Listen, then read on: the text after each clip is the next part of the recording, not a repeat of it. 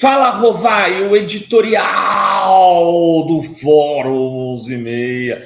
Queridas, queridos e querides, a nova treta não é mais Fórum versus Estadão. Não, agora é Jacques Wagner versus Lulão. Será? Será se? Será se que o Lula está muito puto com o Galego? Será ser que o Lula está bravão com o Jacques? Olha, este blogueiro que já está ficando com a barba branca, que tem muitos anos de corredores, de congresso, de política, de câmaras, de senados, de palácios, já tem quilômetros e quilômetros, dezenas, centenas de quilômetros rodados, cobrindo política, e boa parte desse período cobrindo política como o presidente Lula em ação, desconfia que não. Lula não está bravão com o Galego. Lula não está putão. E digo mais. Eu acho que o Jacques Wagner conversou. Aí é achismo, hein, gente? Eu não tenho essa informação. Não apurei, não chequei, não bati. Aí é uma análise a partir do conhecimento histórico das personalidades. Suponho que o Jacques tenha conversado com o Lula antes de votar. O Lindbergh disse que não. Putz, credenciar, falou aqui para o Mauro Lopes, no ICL também, parece. Mas a gente sabe que essas coisas que são ditas, muitas vezes também são ditas por questões políticas. O político não tem uma obrigação com declarações verdadeiras, ele tem obrigação em cumprir sua estratégia política de forma correta e chegar aos objetivos. É preciso lembrar que Lula não foi ministro de Dilma e talvez Dilma tenha sido empichada só por isso, porque se Lula fosse ministro da Casa Civil, a situação mudaria, era muito provável, com a habilidade dele, com a capacidade de diálogo, de fazer acordo, de entregar partes do governo, etc. Pelo menos ele construiria um caminho para ela terminar o seu mandato e depois o PT não ganharia a eleição e Lula nem seria candidato, muito provavelmente. Abriria espaço para outro, ele não seria preso também, e tudo. Ele não foi por uma decisão monocrática de Gilmar Mendes, que pegou aquela coisa do Bessias, lembra? Este que está sendo indicado para o Supremo, queria levar um termo para o Lula assinar, e o Gilmar viu naquilo uma grande armação. Numa decisão monocrática, impediu a nomeação de um ministro do Estado. É preciso lembrar também que o Jacques é o líder do governo no Senado. E se o governo tinha uma posição fechada, como líder do governo, ele não poderia votar contra. Tem um celular tocando aqui, vocês me perdoem, mas eu não tenho o que fazer.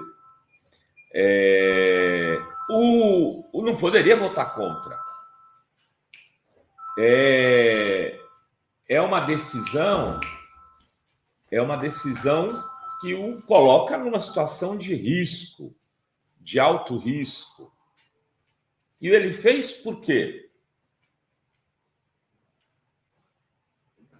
Bom, mas então o líder do governo vota contra o governo e não tem uma declaração do governo, nem de reparo a isso. Não sai uma declaração do Lula dizendo: estou muito chateado com o Galego. Do ponto de vista de fundo dessa questão, talvez o momento não seja mais apropriado entregar agora para que a Câmara Federal, o Lira, coordene essa parada. Não é o melhor momento para isso. Não é. Isso poderia ser discutido no futuro, com as instituições mais firmes. Mas eu sou contra a decisão monocrática do ministro Supremo. O ministro não pode ser um imperador, um único ministro decidir sobre questões da Câmara, do Senado e da Presidência da República. É preciso que tenha essa decisão do Pleno, com limites impostos pela Constituição. Porque, senão, um ministro do Supremo mandou mais que o presidente da República. Foi o que aconteceu no episódio Lula, ministro da Casa Civil. O ministro Gilmar Mendes mandou muito mais que a Dilma. Ele disse: não pode nomear. Por quê? Porque ele foi lá pegar um negocinho, um documento. Então, você está usando isso para impedir que ele seja preso. Está claro, a prova está aqui. O Bessias,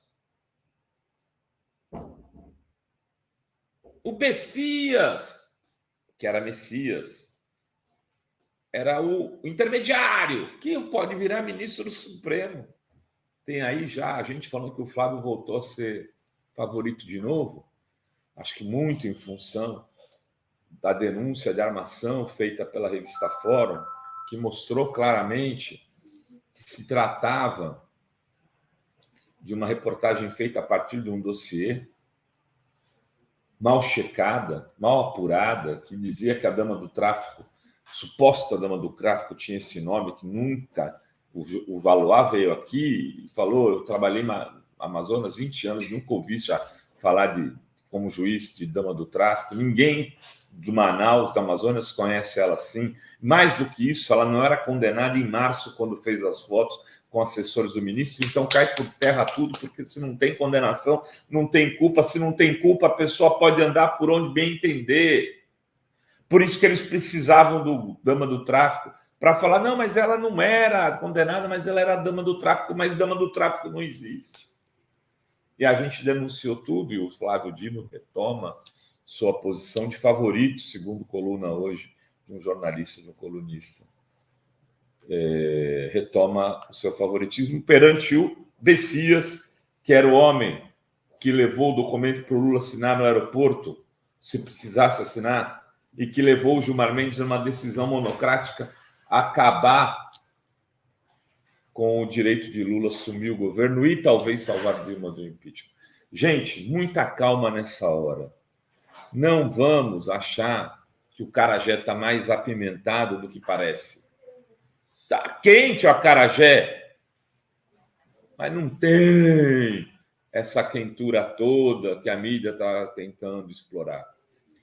E é óbvio que vai ter que se negar que Lula e Jagner se conversaram, porque isso criaria uma tensão e uma crise muito maior com o Supremo Tribunal Federal, que não interessa nem ao governo, nem ao Supremo. Enfim, acarajé para todos. Era o que tínhamos para hoje neste Fala Rovai. Beijos e beijes a todas, todos e todos.